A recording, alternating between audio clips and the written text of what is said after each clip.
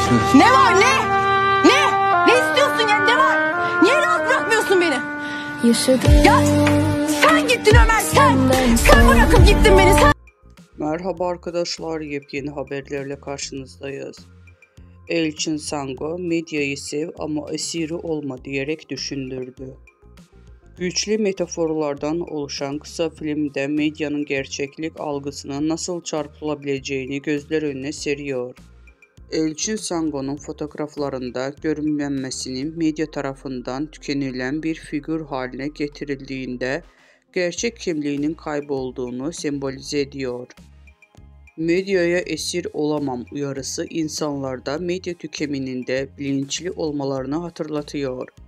Bu kısa filmde Sango medyanın güçlü ve bireyleri üzerinde etkisini eleştirirken izleyiciler medya tüketiminde dikkatli ve bilinçli olmaları gerçeğini hatırlatıyor.